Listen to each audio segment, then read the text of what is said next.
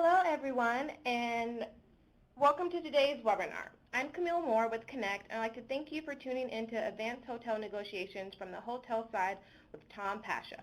Before we get started, just a few housekeeping notes on the platform. You can type in your questions for Tom in the Q&A box at the bottom of your screen or via the chat box on the right-hand side of your screen. We like this to be an interactive session, so please send in questions throughout the webinar. A recorded version of this session will be available on demand on your websites, where you can find additional on-demand webinars for any of you needing last-minute credit hours before CMP testing. Yes, you are able to watch our sessions on demand and still receive credits. This session was approved for 1 credit hour towards CMP-IS Domain H Site Management. For everyone joining us live today, we'll be sending out an email tomorrow evening with your certificate of attendance, so please be on the lookout for that.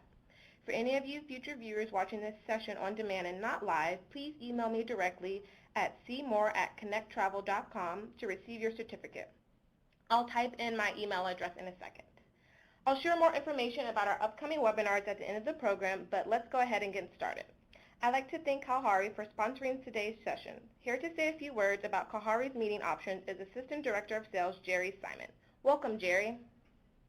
Well, thank you, Camille, and hello, everyone. Thank you for joining today's webinar. Obviously, we're very proud to be a host of the Connect webinars, and particularly today's topic is very intriguing. I believe we have well over 200 attendees on, so thank you for joining. Just want to mention a little bit about Kalahari Resorts. Some of you may be familiar, some may not, but we are a large 1,000-room resorts located throughout the country. We have 3 right now: Wisconsin, Ohio, Pennsylvania. I'm going to be adding on in Texas in 2020. But we take a little different perspective. We really gear our resorts to provide an experience for the attendees, the meeting planners, their families. We want everybody to walk away with great experience that they'll never forget, and that's going to make for a more productive meeting. We work with our planners. Our unique venues, we have just a lot of different avenues we can go. It's just a blank slate, things you can't get at traditional hotels and convention centers to make your meeting, your convention much, much better than you would anywhere else. So I encourage you to visit our websites, kalahariresorts.com, or actually our meetings website, kalaharimeetings.com as well. But again, we appreciate the opportunity to host today's webinar, and I'll kick it back to you, Camille. Thank you. Thank you, Jerry, and thank you again to Kalahari for sponsoring today. Before I introduce Tom, I'd like you to take a look at your screen, and you can see some of the upcoming events that we have for the remaining of the year. If you have any questions about wanting to attend any of the events, you can contact host or buyer direct with Connect, Kristen Francis. I will put her email address in the chat box for you as well. So now, without further ado, it's my pleasure to introduce today's speaker, Tom Pasha. Tom Pasha has been recognized as one of the top event planners in the planning industry, starting in hotel operations as a caddy, bellman, bartender, and cook. Tom began his management career as a Hyatt management trainee in Chicago. He held sales management positions throughout the Hyatt organization, working in 12 Hyatt hotels over 20 years. Tom was Director of Sales at Hyatt Hotels in Greenville, San Antonio, and Chicago O'Hare, and as Director of Sales, he started the National Sales Office for Hyatt Hotels in Omaha. He won Sales Manager of the Year, Sales Director of the Year, and the Donald M. Fitzger Award for Excellence. Tom went into meeting planning and founded Contact Planning, a national meeting planning company with headquarters in Orlando, Florida. Pasha's company books over 100,000 room nights annually, working with corporate and association clients. In addition to his planning responsibilities, Pasha teaches Meeting Planning Mastermind, a 2-day class that focuses on teaching meeting planners every aspect of a hotel that delivers 15 hours of continuing education credit. Tom, welcome. Thank you for sharing with us today. Well, thank you for having me, Camille. It's great to be here, and I hope everyone enjoys the show. We're going to cover a ton of material, and we will have a very short time to do it, but we will cover quite a bit. We're going to kind of focus on negotiations towards the booking. We're not going to get into contracts and what if somebody breaks the contract and all that stuff. The most important thing is, what should planners do while negotiating a contract? And typically, planners go to MPI meetings, and might be a planner teaching a meeting planner how to plan a meeting.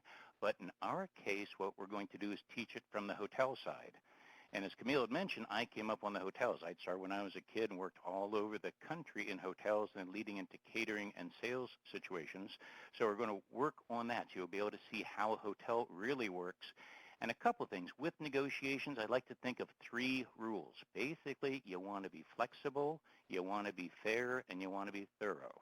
You want to make sure everything you want is spelled out, and you want to write that down kind of early because you're going to hear that several times, is be flexible, be fair, and be thorough, because good negotiators realize that we're going to succeed together. And you want to book the group and you want to have a good contract, but then you also want all parties concerned to really enjoy and have a good program altogether when it's completed.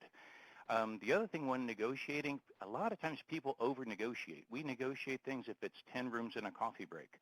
A lot of times, maybe save that a bit. Negotiate when you need to negotiate, because with smaller groups, you don't have the same flexibility. With larger groups, there's a lot more flexibility, and we'll talk about that quite a bit also.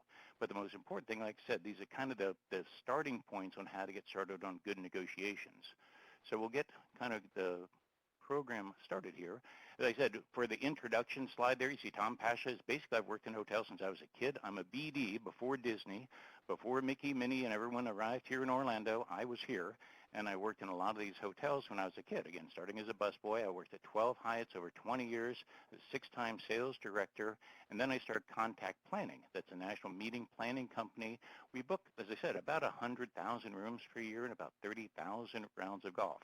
And what I do is, like I said, I train meeting planners how hotels work to make them better meeting planners and better negotiators. And then moving on, in this session, like I said, we'll talk about all sorts of stuff. It's very interactive, so if you see any questions, if I go too fast or if I don't cover something, if you have a little question, be sure to just type that into the system there.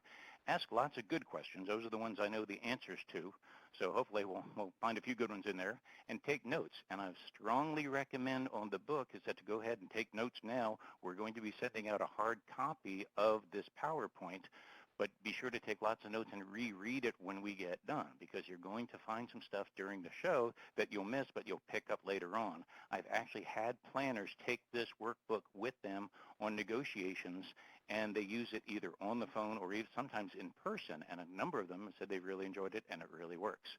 What happens is that hotels work on a financial basis. The last bullet point here, if you know how hotel finances work, you can become a better negotiator.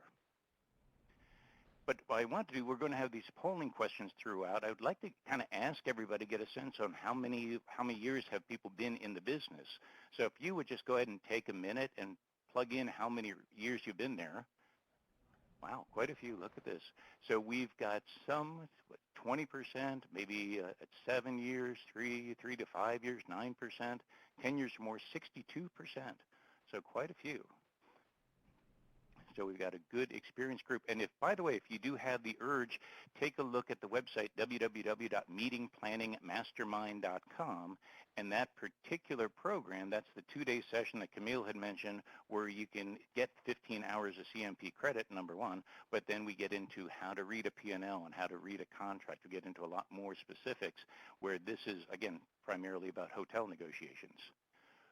But yeah, we've got a good spread of experience here, 32, 20 years, 15 years, more than 20 years, 30% at that, wow, 59%. So quite a few people with a good level of experience here.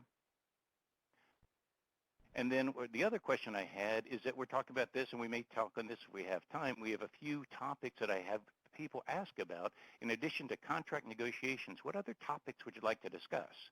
I've had some people ask about audiovisual and staff and management training, attrition, a lot of questions on attrition, and site inspections. So yeah, we can talk about that, and that's coming up. I mean, that's the sort of thing that, again, we want to get through this part of the program, and then we'll get into this quite a bit, okay? So again, we have an attrition negotiation. We'll talk about that quite a bit, and that's actually a good topic. But let's start as far as getting started on negotiations. First of all, everyone on this call should really know and realize and appreciate the fact we hotels, for the next hour or so, I'm a hotel guy. I've been a meeting planner for the last 20 years. For the next hour, I'm a hotel guy again. So with that in mind, we hotel guys really need your business. We don't need it. We didn't put these big ballrooms and golf courses and spas and everything here just because we didn't have anything else to do with our money. We need your business there because group business uses the hotel better than individuals. If you look at what a group does, they have better catering, they have better facility use, they have more golfers, spa use. If it's a casino, they're in the casino more, and all of those are profit centers. And I did have, someone had asked about the meeting planning at mastermind.com. Just go, somebody had written that down, but go ahead and put that in. But again, hotels need meeting group business. So what we typically do, we take prime time groups, increase revenue. That's when you want to meet in October. It's typically very high rated. It's the prime time, the filet mignon of time for a hotel because we've got the highest overhead, we've got the highest expense, and you're going to have the highest rate. Also, if you have off-peak occupancy, if you have a group that meets in the off-peak, we can cut you a better deal because our expenses are lower and our major goal is to just fill the room. Convention hotels are designed with group meeting space to fill rooms. The only reason we have ballrooms downstairs is because we have sleeping rooms upstairs. We need groups in that ballroom. So the people on this call, probably, like I said, Jerry had mentioned, there's something like 200 people on the call. Probably 3/4 are planners. And all your groups that can all come to hotels, we really need your business. But with that in mind, that gives the planners on this call a lot of leverage. You can negotiate, I say everything, but pretty much everything. Because depending on the time of year, hotels, we'll talk about this in a second, hotels sell space, dates, and rates. If you can pick your two, you got to give up one, but we will negotiate pretty much everything to get your group into our hotel. And then the way we do it, and just to give you an idea, this is hotel accounting. These are general numbers here. Hotel accounting is based on GAAPs, generally accepted accounting principles. And what this means is if you take a hotel P&L, the profit and loss statement for Hyatt, Hilton, Sheraton, Marriott, any of the major companies, you'll all have basically the same P&L. It's called a GAAP. It has to be certain charges are always applied to certain categories. It has to be calculated the same way. So if you have a management company that has several different hotel brands, it doesn't matter. Basically, all these hotels will have a very similar P&L.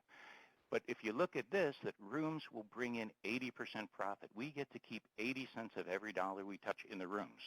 And that's a bunch of money. And because there's a lot of money there, that's why rooms are more negotiable.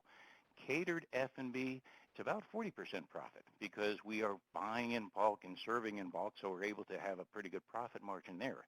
F&B overall, when you take 40% of the catering versus maybe 15% in the outlets, you get, let's say, 25% profit overall, which really doesn't really support anything. I'll talk about this in a second, but you need good F&B to fill the rooms because when people come in for a meeting, they remember the service and they remember the meals. Okay, and so we got to have, even though we don't make a lot of money on it, we got to have it. Gaming and recreation, those are the other areas where a hotel makes a lot of money, and it's a 90% profit.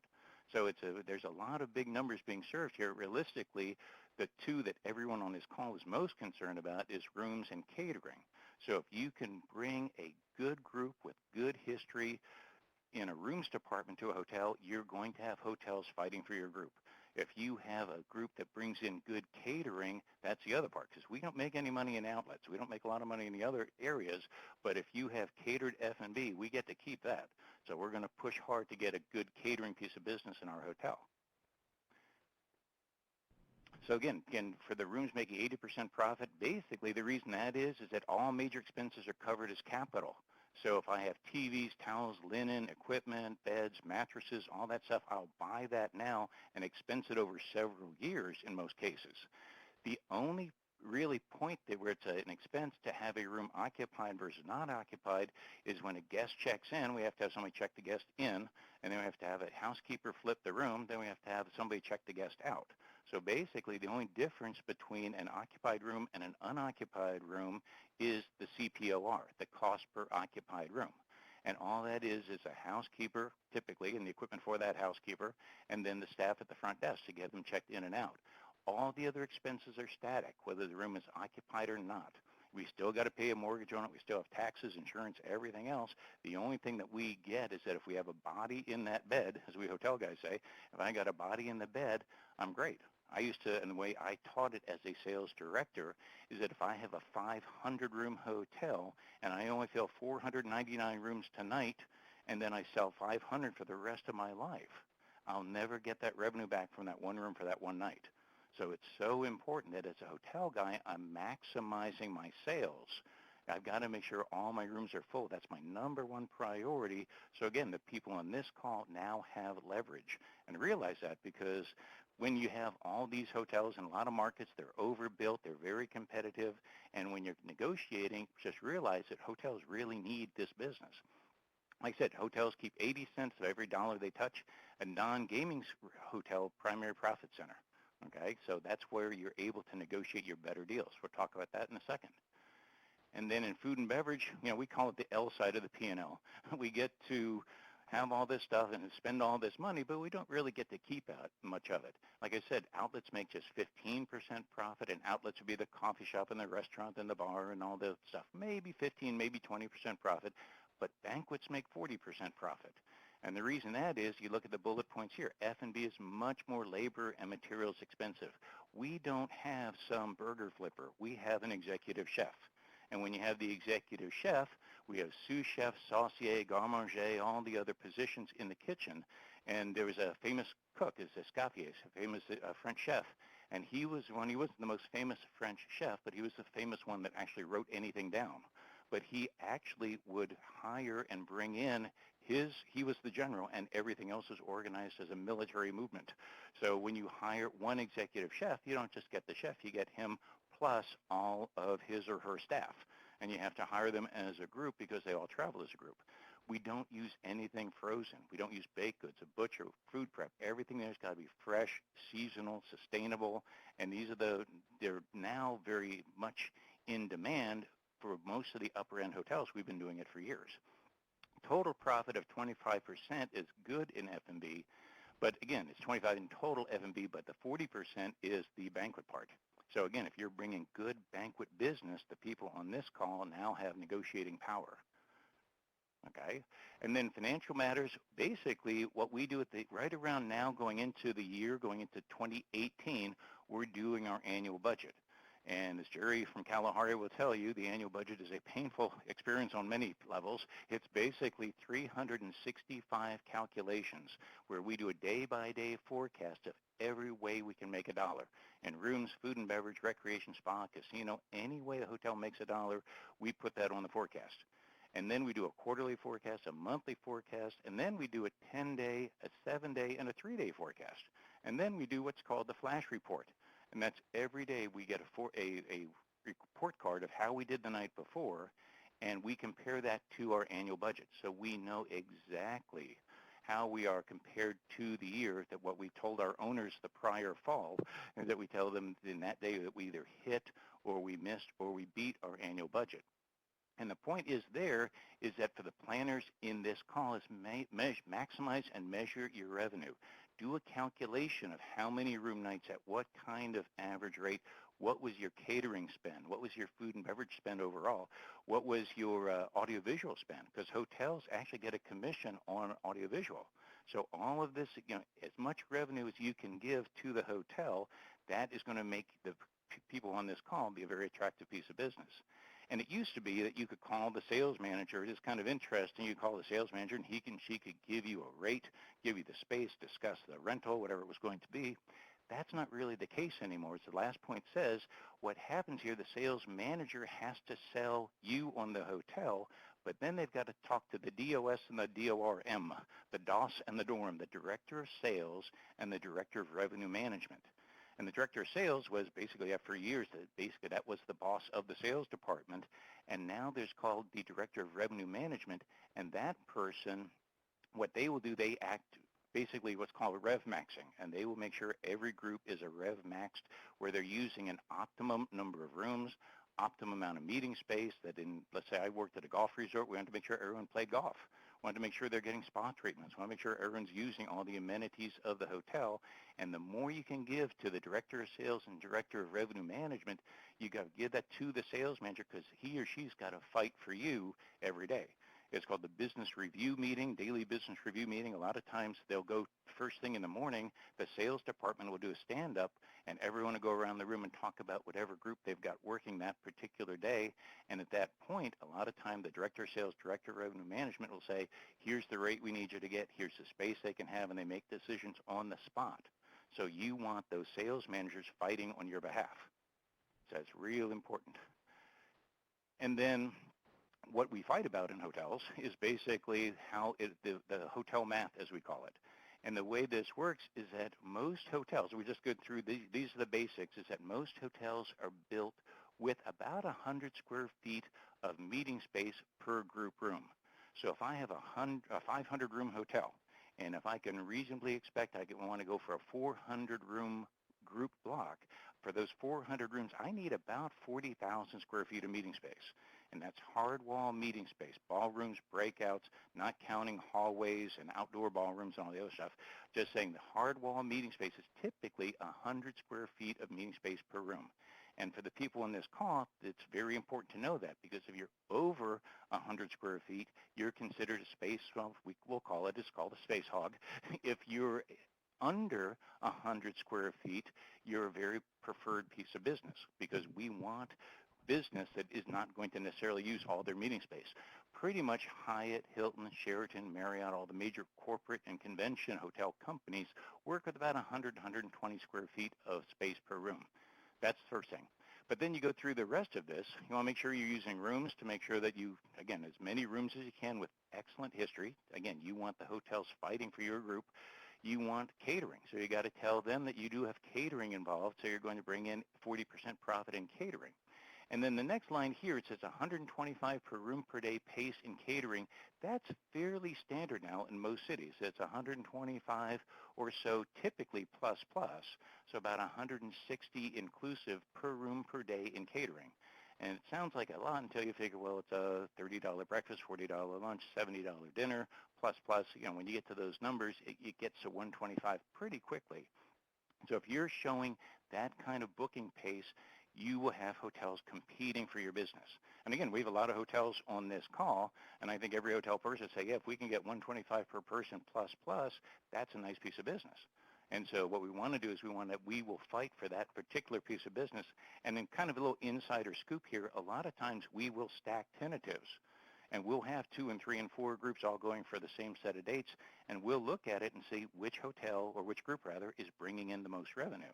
And whoever's bringing the most revenue, a lot of times we'll give them the space first, okay?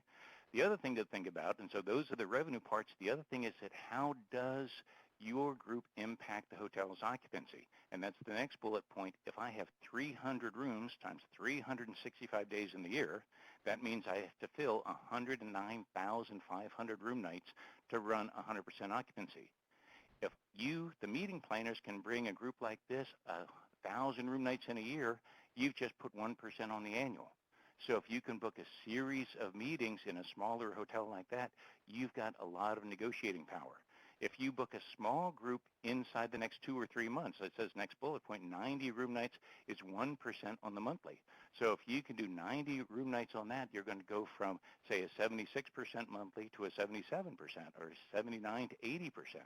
So let you figure out the numbers, because hotels, we look at all the finances, but then we also look at the occupancy, because if we ran 76% the year before, I want to run 77% this year, or 78%. I want to increase my occupancy with my group business.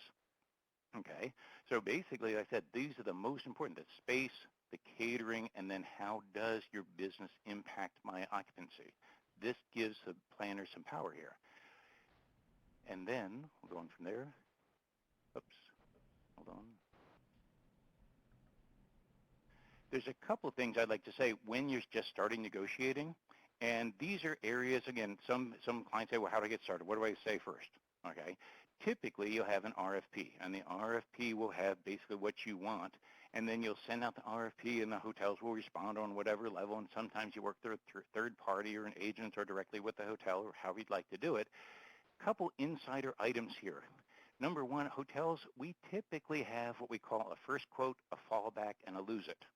So we will quote you a good rate, Okay, if you give us a pushback, if you say you're having a problem, you need this a little bit lower to hit your budget, a lot of times you can get it to a fallback rate or what we call the lose it rate. And the lose it rate is, well, if they can't bite on this particular rate, we got to say goodbye to the group. We'll wait for the next one.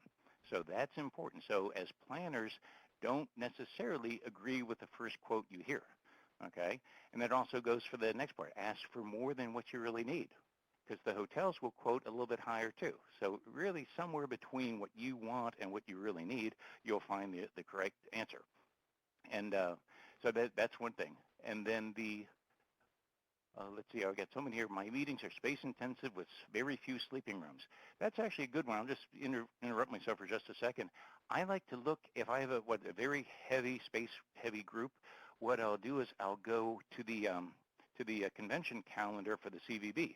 And a lot of times if I have a citywide that's on those dates, or I kind of steer my space-heavy group over citywide dates, because in this case, the hotels, basically, most of their rooms are already taken, but their space is available because all the events are over at the convention center.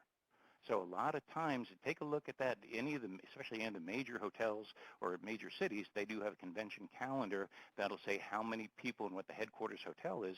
A lot of times, especially if you can be at the beginning or end of a citywide convention, you can place a space-heavy group. So that's a good question. Anyway, and then back to negotiations, but these are questions I ask all the time. Because we book, as a company, we book anywhere from, 100,000 rooms a year, so anywhere between 7,000 and 8,000 rooms a month. And so I'm always pushing my hotel people, and I ask them basically these kind of quotes. Can you do any better? What about, 159? That's what I got in the budget. If they say 169, I can get them down $10. So I'll ask that and give them a real number, a number that you can work with, that you think that your people are going to work with. And then the other thing is that I, as a hotel guy, if you tell me honestly that you're getting a better rate at the competition, I can go back to my director of sales or director of revenue management and say, well, I'm at the Hyatt, but he's getting a better deal at the Hilton. So do we want to compete with the Hilton? Let's go after them. And a lot of times when we rerun the numbers, a lot of times you got to tell the hotels, you got to shop hotels, and you got to tell them they're being shopped. And we hotel guys really we want to know that, because if you're just going to shop, to shop us versus a non-comparable hotel, there's not a whole lot I can do. But if you're shopping me at the Hyatt versus the Marriott down the street, I want to compete and win that one. That's something you can ask. Is competitive bid, can you match the Hilton? That's a very good thing to say. And then next one, say, can we get closer so your hotel can be on the site tour? This is important. A lot of times with my clients, I'll tell them, here's the 8 hotels that want your business. I would recommend these 3. And so I'll tell the hotel, say, look, if you want to be in the top 3 or top 4, we need you to get closer to the competition at that level. If you can, that's great. If you can't, realistically, the hotel's not going to be on the tour. They're not going to be on the site inspection. So a lot of times that will give the sales manager some ammunition to go back and talk to their bosses and see if they can do better on the negotiations. That is very effective. And then if you have something else, if you need, like the next bullet point, my boss really needs, a lot of times it's an extra suite or an extra meeting space or whatever it might be. My boss really needs this so he or she can hit the budget.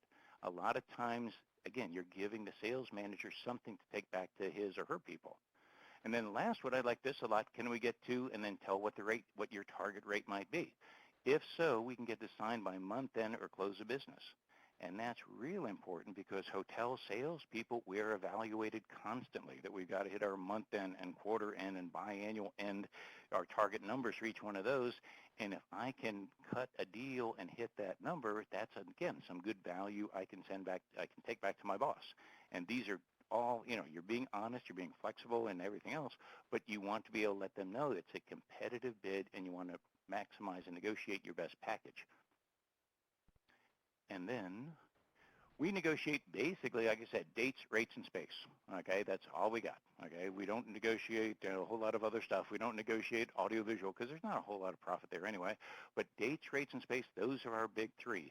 Hotel managers are trained 3 ways. Number 1, we got to sell 3 items. You get to pick 2.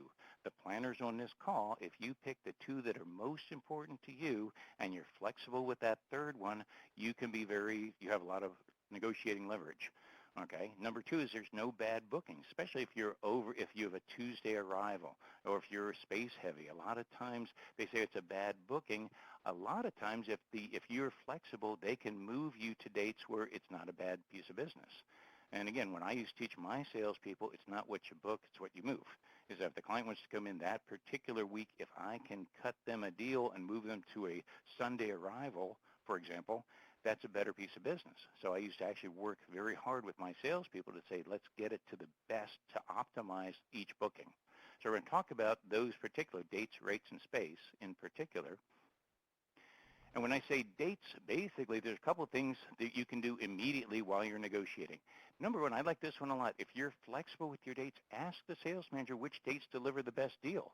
A lot of times hotels, and all the hotel people on this call will tell you, they've got some week, some period that for whatever reason is haunted. And it got booked, then canceled, they booked, and date changed and shrunk and expanded and all sorts of stuff. But for whatever reason, I've got an open pattern. And a lot of times, if I have a group that can be flexible, I can cut them a better deal if they can take that open pattern. And a lot of times, especially if you're booking, I hear a couple people writing questions about short-term business. A lot of times, if the people on the call that have short-term business, ask them what date works best for you. Because you can run that date by your bosses and your speakers and everything else and see if that date can be made to work, because if you can, then you've got negotiating leverage. The next one, Sunday arrivals. As director of sales, I used to say I have 52 problems in a year. We called them Sundays. If I could get my 52 problems solved, I'm golden for pretty much the rest of the year, the rest of the week. So the main thing is I want to make sure if I can get a Sunday arrival, that is something I can definitely make worthwhile for my meeting planner. Check to see if you can meet the same pattern the week before or week after the preferred date. So when you're speaking with your speakers and your executive committee and officers, saying for the planners on the call, is a check to see how flexible they are. Because for a lot of times, like I said, we may have a haunted week where it's open or where it's wide open, but we might have a haunted week where we have tons of business fighting for that one particular pattern. Maybe that particular pattern is taken, but the week before, same pattern is available. So be sure to ask that, because if you can come to me and say, Tom, here's my preferred date, but I can work for the week before, I can go to bat for you. And see if you can stack events to minimize the shoulders. A lot of times groups will have like the student affiliate and the trainees and the peak, they have different events before and after the main event. What you want to do is kind of stack it so the stuff that would be a pre and post convention events, stack them on the middle. So you have a very clean booking. Because what hotels like to do is that here's one clean booking, and right before that is another one, and right after that is another one. So we've got these three groups that are side by side by side, and they all fit together. If you have a lot of pre and post events, that actually hurts the hotel's chances on being able to book another group. Had a good question here. What's the percent of profit on meeting space room rental? It's interesting. We'll talk about that for a second. Is that meeting room rental is 100% profit. It's on the P&L, and it's on the food and beverage page of the P&L. It's a public room rental, and if it says $10,000 at the top, then it's there. If you have food costs or food sales, and then you deduct food costs, and you have food profit. If you have beverage sales, take out beverage costs, you have beverage profit. Underneath that, you have public room rental, but there is no line-by-line expense attached to public room rental. So if you get charged $10,000 in a month, if a hotel makes $10,000 in a month, top line, they get to keep $10,000 a month on the bottom line, which is interesting. But I mean, that's why it's negotiable. And public room rental, as much as we try to avoid it, a lot of times what I do when I'm negotiating it, I will base it on a food and beverage minimum. And a lot of times hotels are okay on that, because if you're going to, most of my groups are very good eaters, good corporate eaters and drinkers. So I'd rather pay for the food and beverage that I know they're going to consume. And most hotels are okay doing a sliding scale of some sort based on the on food and beverage. Anyway, so that's a good question also. And I will interrupt myself every now and then when I see a good question here. But we're going to continue now. That's dates, okay? And then moving on to rates. When I say rates, I'm not just saying room rate. Any way your group can spend a dime, any way you're going to spend any kind of money at all, you want to be able to track that. And if you can show what kind of revenue you're bringing to a hotel, hotels will fight for the right group. So you just want to make sure you're very accurate on this and be sure you can negotiate all this stuff. So number one is room rates. Things that I always ask for while negotiating, I always want it to be a flat rate, single, double, triple, quad. Overwhelmingly, corporate and association groups are going to be singles and doubles, but occasionally I have groups that could be a nursing association, could be a student group, any number of groups there where they may bring in a third or fourth person. And a lot of times the hotels realistically aren't going to add automatically extra towels and extra bedding and extra anything really to the room. So they've got no real increase in expense. So you as the meeting planners, if you do have any triples and quads, I make sure it's a flat rate on all of my contracts, number one. Number two is on suite rates. I make sure that it's very clear. Is it a suite, number one, or a studio? A lot of hotels are saying it's a suite when, in fact, it's a studio. It could be just an oversized bedroom, and it's got a seating area on one section and then bedroom area on another, but it's one large room. So first of all, I want to make sure, is it indeed a suite, which is typically a parlor with a separate and attached bedroom? And so I want to make sure that's real clear. And then I also want to make sure the rates are clear, that if it's a $149 for one bedroom and $179 for a two bedroom, I just want to make sure that we are all on the same page there. Resort fees, I really try to negotiate these because like meeting room rental, a lot of it is it's income with no attached expense. And a lot of times if you go on to say Priceline or TripAdvisor or any of those, they don't show what the resort fee is. You actually have to go digging several pages into the reservation before you get to the resort fee. What I try to do is, because when I do a lot of my hotels, I have hotels compete for my business. I tell the hotels, say, we want the resort fee to be included in the room rate and have all the services included in that room rate. And so I'd always push that. I just say a lot of times clients and especially guests when they check in, they don't like to see resort fees. And I know it's similar to like the bag fees on the airline and everything else, but it's just one of those things I try to negotiate away all the time. Internet access fees, it's pretty much that's getting where more and more hotels are doing in-room internet pretty much included with their room rate. And that's very important. I would make sure every hotel group room does have in-room internet. The other thing is I'd also push for the in-meeting room internet, and more hotels are doing that. I know Wyndham and a lot of Hiltons, a lot of Hyatts are now saying it's now included in your meeting package. And I think basically when the big Marriott is the monster company now, but when they go with in-meeting room internet, that's probably going to go nationwide. It'll go all through the industry. But I think everyone's kind of waiting for that to happen. But I always negotiate that, and typically at one point, say 3-4 years ago, they would say it's $20 per day per person and all sorts of numbers. A lot of times, though, if you ask for it, they will say it's okay. They'll comp the in-meeting room internet as long as you use the in-house audiovisual company. A lot of in-house AV companies are okay on that because they may end up not getting the internet expense or the internet spend, but they will get the rest of the audiovisual spend. So that's good. Parking fees, you see that a lot. Parking fees, they'll say a lot of times the hotel says, well, we don't control our parking, and therefore we can't discount that. Yes, you can, okay? A lot of times, if parking is a priority, a lot of times what I'll do, and I've done this in Milwaukee and New York and Chicago, a number of others, is that if I know it's a big drive-in group, I will call up the parking company. And I'll say, look, I know you have an agreement with the hotel. I'm trying to book the hotel. I got a good discount or a good rate from them, but now I need a good rate from parking, or they're not going to be able to come. And a lot of times, the first tactic would be is get with a parking company, number one. If they can't, and there's a variety of reasons why they can't, it could be an ownership or management group, whatever, I at least try to get some parking passes, some validated parking passes for my VIPs and my staff. If I need to have a hot car ready to go where they can go pick up the VIP at the airport or whatever, I want to have a comp parking space close to the exit so I can get people in and out quickly. And it is negotiable. It is something you can do, and it's one of those things that if it is a priority for the people in this call, be sure to ask because you can get savings there. Portage fees, a lot of times, especially resorts, they'll do a $10 per person round trip or $20 or whatever it is, and that's fine. The main thing is just to make sure, is it optional?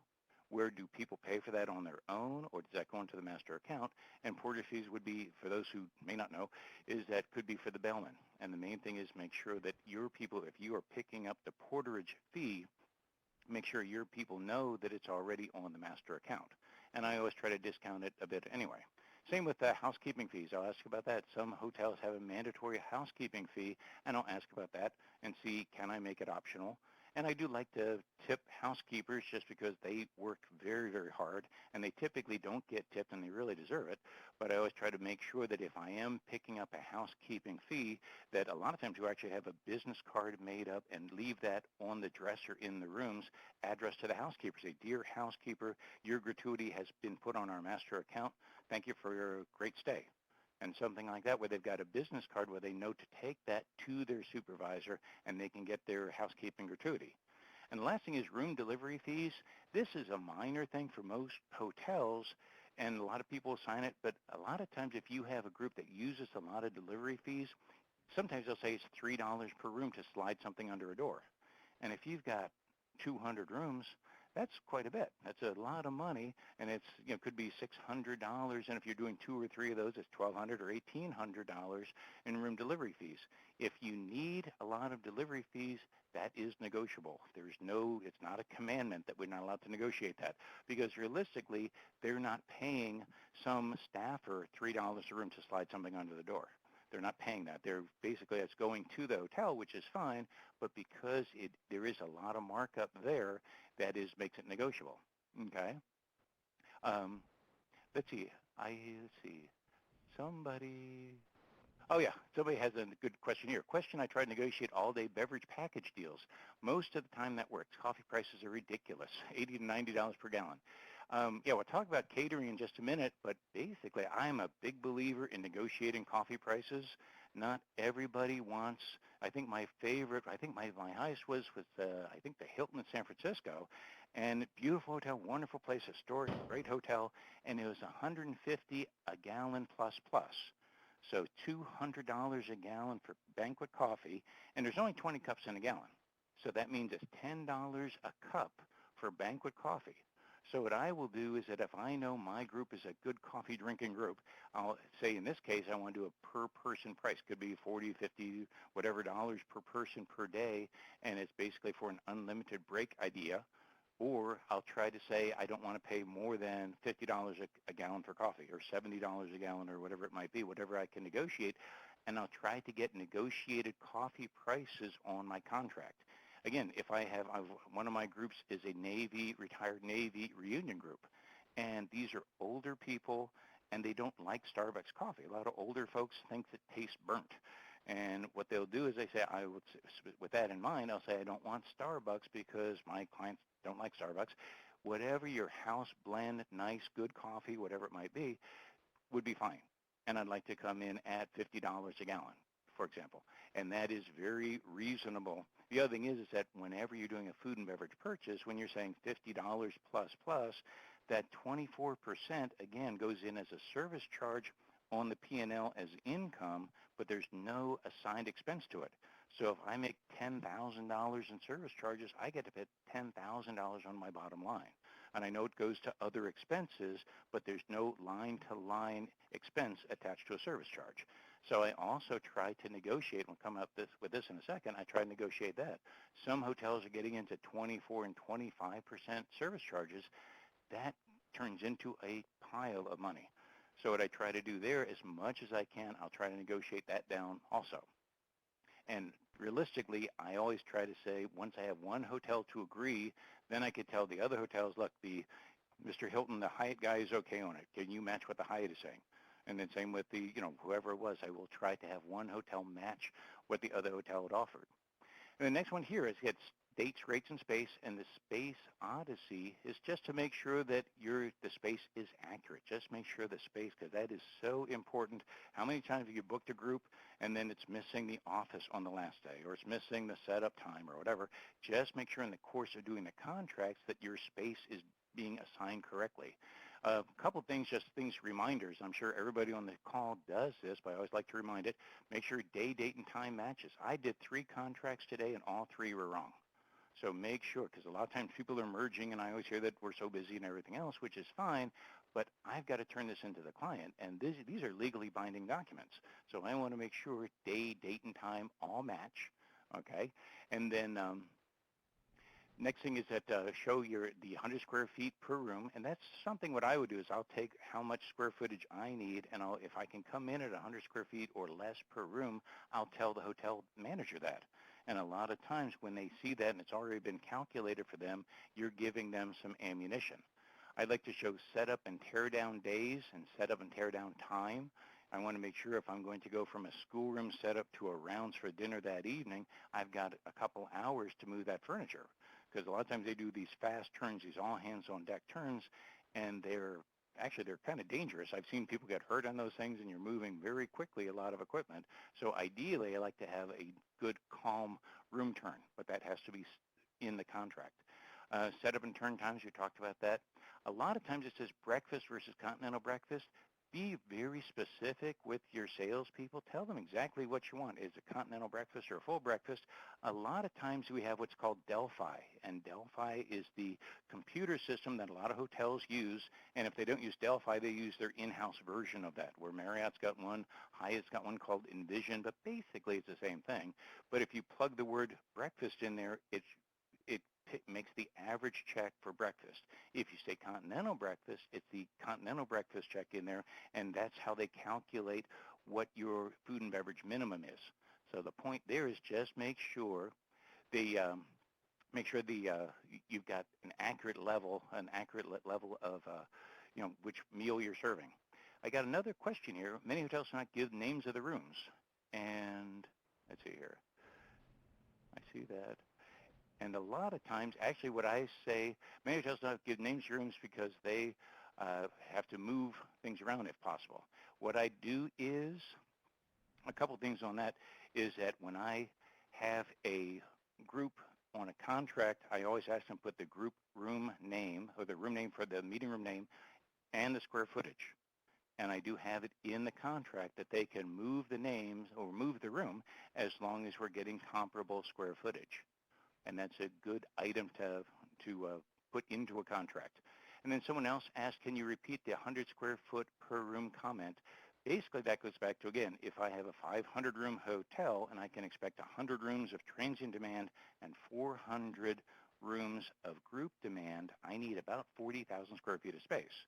So what you as planners should do is calculate how many rooms you need at what kind of square footage, what is your general session, your 3 breakouts, your meal room, and if you can come in and be about 100 square feet per room or less, that's a good piece of business, because that's how we hotel guys, that's how we will Rev Max your business. So if you can come in less than that, then you're a better piece of business. And then, okay, so we're moving on. If you have any other questions, I'm trying to monitor both here. And then I mentioned Rev Max a couple times, and Rev Max, basically, that's the next step here. When we do our daily business review, we'll all sit in a room and we'll actually try to figure out what is the best piece of business we could put over these dates. And we pretty much will work with that top line. That top section, that is the most important part that we discuss, is space, dates, rates, and banquets. Is that number one, does the space and room block match? Is it 100 square feet per room? In dates, is it prime time? Is it a day and date pattern? Is it near a holiday? Okay. Is the rate, what's the rate history for the attendees? What's the group pickup history? If we know these 3 things, it's a solid group that has meeting space, has good dates, good rates, and do they have a good banquet spend? Whoever can fill in that top row best, that's the group that's going to get the space. Okay. And then, go ahead to the next one. But this is how people can improve your deal, okay? We talked about this. Again, the whole idea with negotiating, you want to have the hotels fighting and competing for your groups. Number one, be flexible, as I said 1 minute into the show, to get hotels to compete for your business. Number one, we love Sunday arrivals. Number one, if that's possible, that's great. Check alternate patterns. We talked about that. Make sure your rooms and meeting space match. Sometimes I get RFPs from clients and they don't match, they don't make sense. The rooms match history, and as I said earlier, stack your pre and post events. And a lot of times, ask your bosses or your speakers or whomever say, if you want to meet, I actually did a speech years ago saying, I did not make October the most expensive month. Meeting planners do, because everybody wants to meet in October. If I can meet in late September or early November, you can save a bunch of money. And so if you're flexible, the people on this call, if you can be flexible with your dates and just get off the very peak and get kind of on the shoulder periods, that's when you could save a lot of business. You can save a lot of money. Book banquet events. Okay, a lot of times just the banquet events, make sure that you're in touch with sponsors and suppliers. Do your vendors, do you actually do a sponsorship program? A lot of times you can increase your food and beverage spend and make it a more attractive piece of business by having sponsors participate. And then last thing, measure your amenity use, spa, golf, casino. Include that on the RFP. I have one group that is not a good group at all, but they like casino hotels, and they have a huge drop. And it used to be in casinos, you put quarters in the machine, and you pull the machine, and you make your money.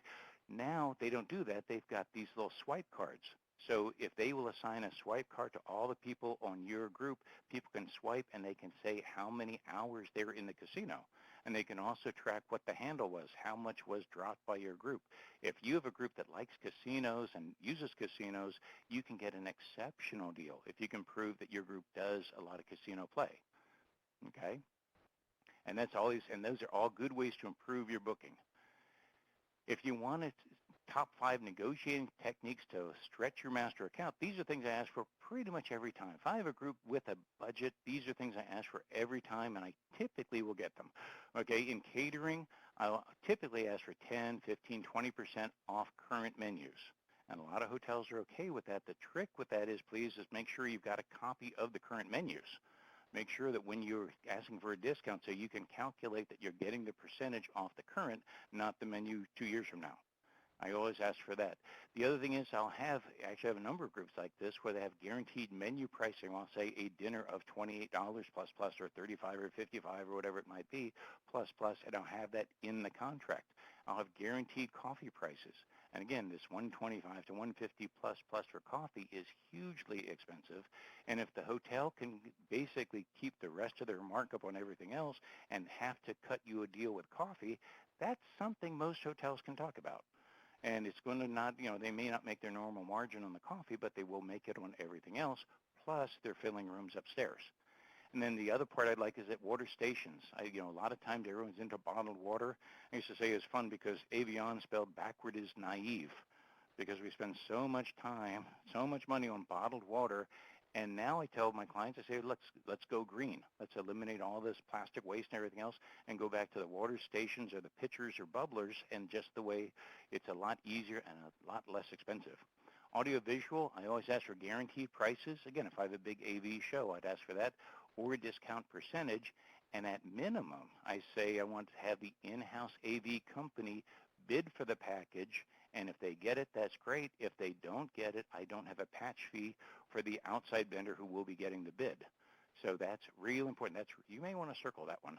You can save yourself a lot of money very quickly there.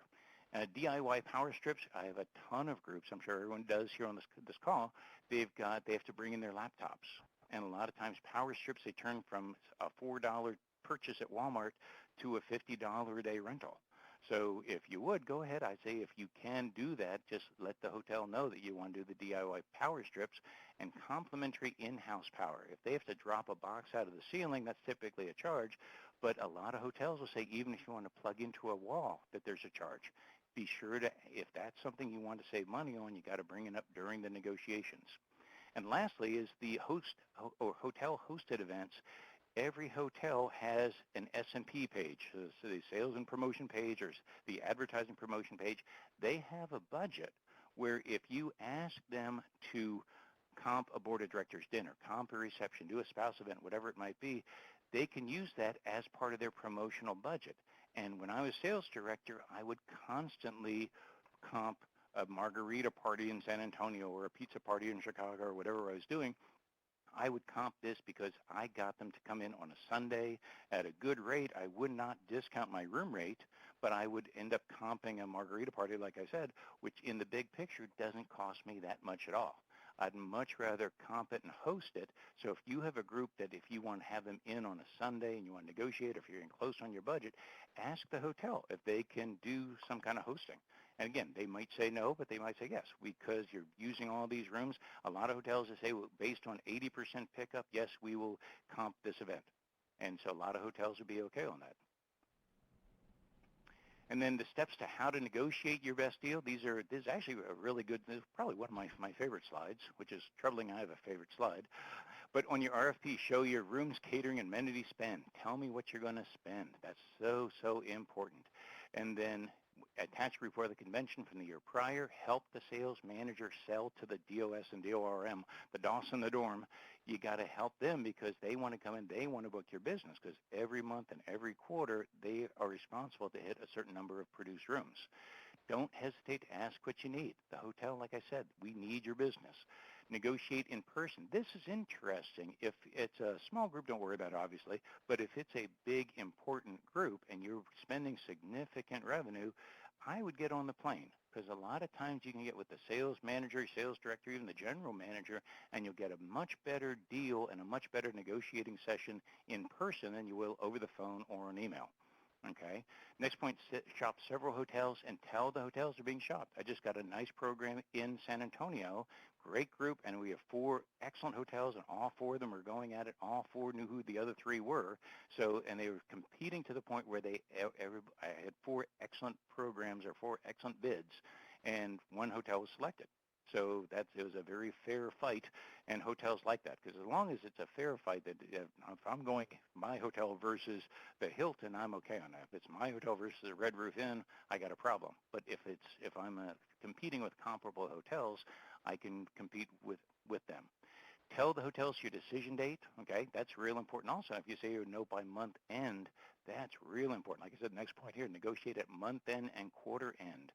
Hyatt, for example, I know we used to do monthly, okay, where Hilton was quarterly. Marriott is quarterly and biannual.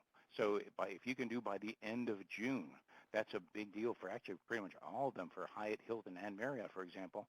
If you can push to have it signed by then and make it as part of your signature, that you'll have it signed and committed by June 28th, that you can get a much better deal. And typically, OSCs have the contract draft emailed to you and take some time. I always like to look at it is that, when I look at it, I ask them to send it to me as a Word document with changes tracked. And so I want them to send it to me. I don't want to see a PDF because it's tough and it's sloppy and everything else. I'd rather have it with changes tracked on a Word document so I can make the edits back, send it back to the sales manager, and they can agree with the parts they want and they can counteroffer on things they don't. Okay, and when I'm negotiating, I'll confirm everything in order. In a contract, what I'll do is rather than have all the concessions scattered all through the contract, I'll want them all in basically bullet points on the first or second page. And I'll have them all in bullet points and make sure that everything is spelled out correctly and completely, because a lot of times the sales manager gets transferred or promoted between when I book it and when the group comes in. So whoever's going to inherit that booking, I want to make sure it's very clear. Okay, so that's very important there. And those are all very good steps. And then, hold on. There's also, and this is kind of an interesting, is that we can also negotiate catering. Not everybody thinks, let's see, somebody said they have to run to a meeting. Okay, I just had a couple questions here. There we go.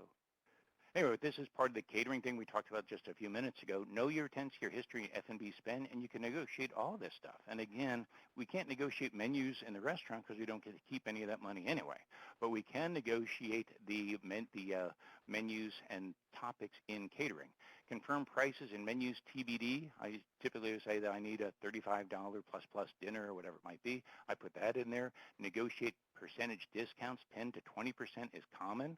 And again, when you say that, make sure you do it with a copy of the current menus.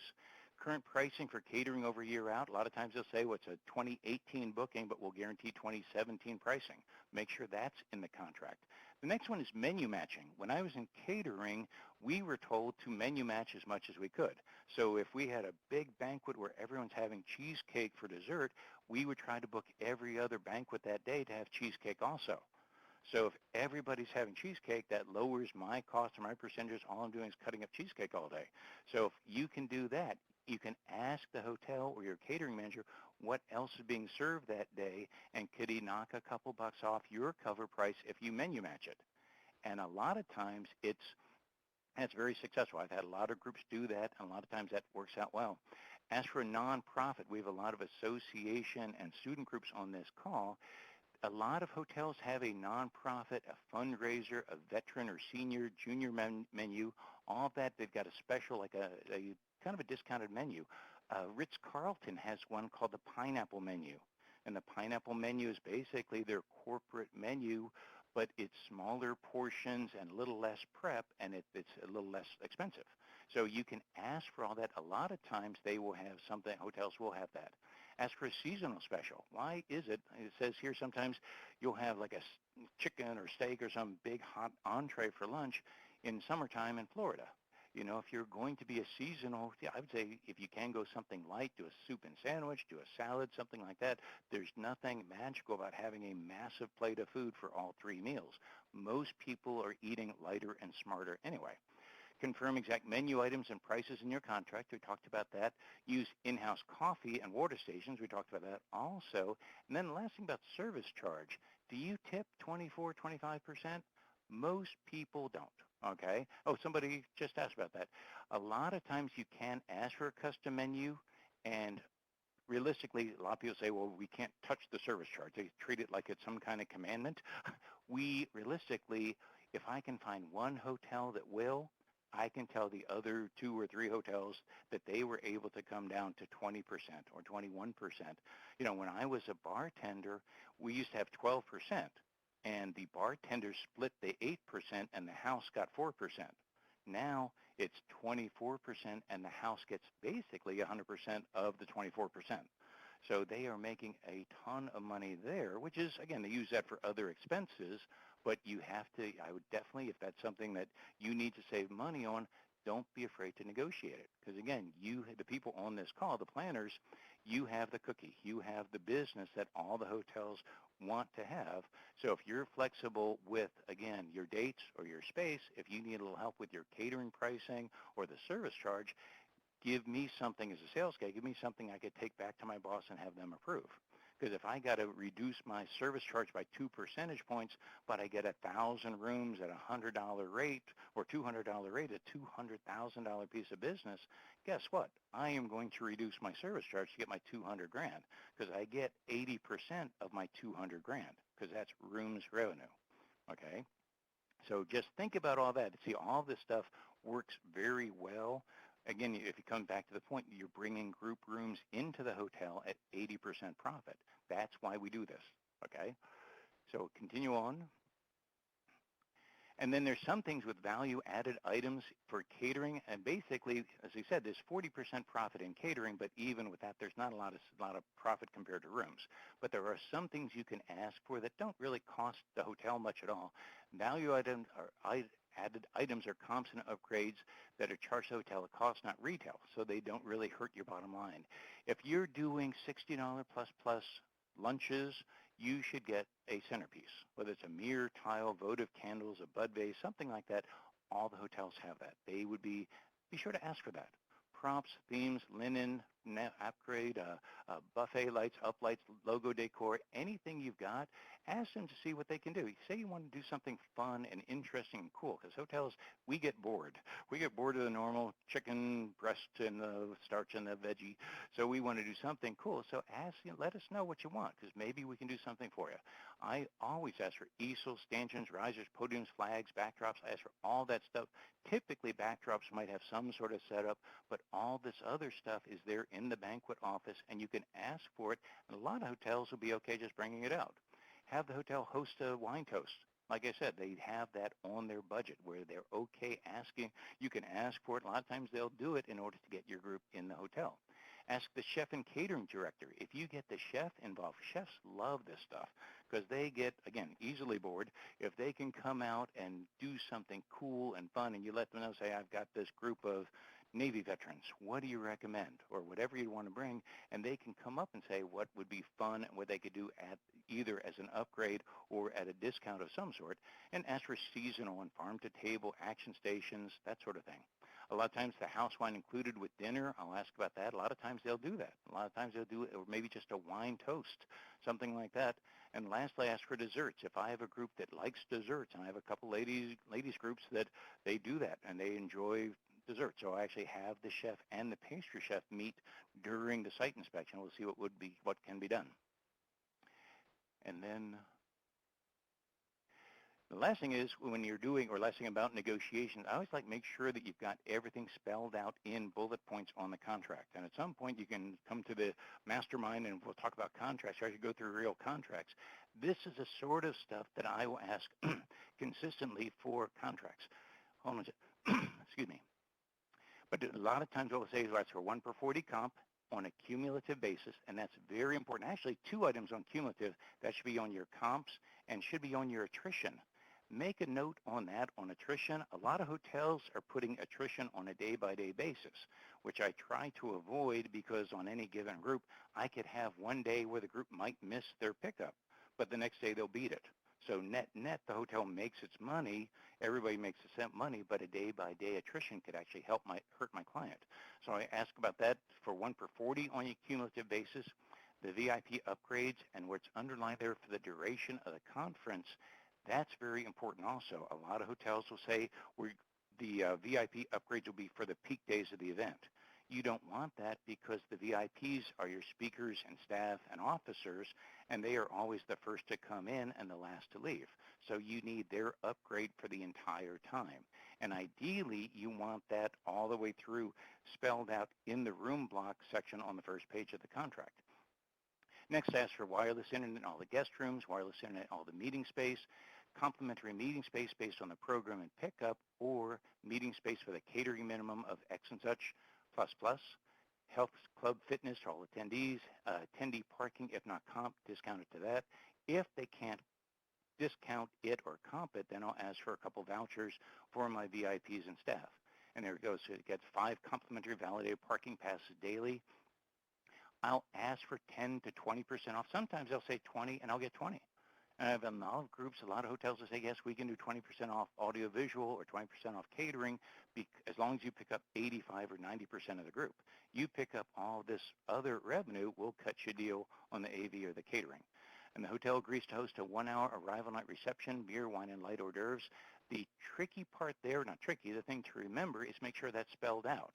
Because if you're saying beer, wine, light, hot and cold hors d'oeuvres, that's more specific. If they say light reception, it could mean soft drinks and dry snacks, or whatever. So you want to make sure you have that spelled out, and I like to negotiate that and put that in the bullet points in the contract.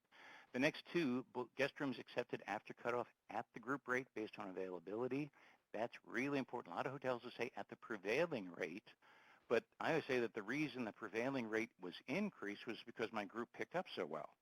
So why would I punish my group, number 1, for picking up? Number 2 is if I have 2 people traveling together, one gets group rate, the other one gets the prevailing rate, the check-in is going to get kind of touchy. So I always try to make sure that it's at the group rate. That's a good, easy check-in. All attendees' rooms are credited toward the pickup, regardless of reservation. I just make sure that if they have a discount or points or the American Heart Association card or whatever they want to do, anybody that's in that bed who's attending my meeting, I will do what's called a rooms audit. And I want the audit to reflect, to compare my registration list versus the hotel guest list. And typically, as long as you let the hotel have it in an Excel spreadsheet, last name first, first name last, and let them check, they can check for anyone who went around the block. But anyone who goes around the block should still be credited towards your block. And again, the group rate extended 3 days pre and post based on availability. That's fairly common, but I always like to make sure that's in there also. And I also like to make sure that those rooms are included in my pickup. Those are all excellent concessions to ask for during the negotiations. Like I said, so basically negotiations, the main thing is be prepared. Like I said, be thorough, be fair, and know what you need, what you can get away with here. Be flexible, be fair, and be thorough. Your 80% profit, catering is 40%, so you can negotiate rooms more. Check your space. Like I said, are you at 100 square feet, more or less? What's your spend on F&B, golf, casino? If you know your business, you can help your sales manager sell to the group. And like I said, how do hotels see your business? They look at a good spend, Sunday arrivals, catering. Let the hotel know your priority. Oh, somebody else asked, by the way, instead of a Sunday, if you can't do a Sunday, the second place weekday would be a Monday arrival. It's not as good, but the Sunday arrival is excellent. The Monday is good, but typically a lot of groups that say they want to do a Wednesday or Tuesday or Wednesday arrival, that's extremely tough for a hotel, because if I take a Tuesday arrival, in all likelihood, I can't take any more rooms on that Sunday, Monday prior. We call that a speed bump. If you speed bump that day, I won't be able to sell the rest of that pattern. So what I'll try to do is make sure if I can do a Sunday arrival, that's ideal. Monday is okay, though. Let the hotel know your priorities. Include them in the RFP, okay? Stay positive. Remember that both you and your sales manager want to book a great event. And then last thing is, like I said earlier, make sure everything is signed and countersigned. There's a ton of stuff in this, just this short session, the negotiation session. Once it's on a contract, you want to share your signed and the hotel signs it, and you've got the countersigned copy in the file, because a lot of times the hotel people get transferred and hired and promoted and everything else. So I want to make sure you've got exactly what you want protected in the contract. And lastly, if I can help you in anything at all, by all means, give me a call. I'd love to help you. We've been in business 20 years, like I said, and we do, like I said, a lot of room nights for you. And if we can help you on this or anything, we'd like to stay in touch. And Camille, that's the program. Yes. Thank you, Tom, for everything. You can learn about Connect's past and upcoming webinars on all of our websites listed on your screen now. If you have any questions. For those watching live today, you will receive an email with your certificate of attendance for this session tomorrow. Again, if you're watching on demand, please email me your certificate. It will not come to you automatically. Sure. If you have any questions about the webinar, you can email me at cmore@connecttravel.com. And if you would like a copy of the PowerPoint, if you look toward the bottom of your screen where you see the icons, the black icons, the paper icon with the fold has the PDF of the PowerPoint, and you can go ahead and download that. And then you'll have the presentation in your hands. Sure. And Camille, we have Thank you a couple. again for joining us, and we hope to see you again. But Camille, before we say goodbye, we have one other. Somebody had a good question. How do you get a 5% rebate on the master account? A lot of hotels, I've used that also quite a bit. A lot of hotel companies will use that as a seasonal special. I know Starwood has got one going now for, I think it's a 3% credit, that sort of thing. So what I do is I say, look, I've already seen it as a 3 or a 5% credit in the past. Can we do a credit on the master account? And the thing is, that is better than asking a hotel for a rebate, because a credit is done internally, where a rebate is actually with their cash cutting a check.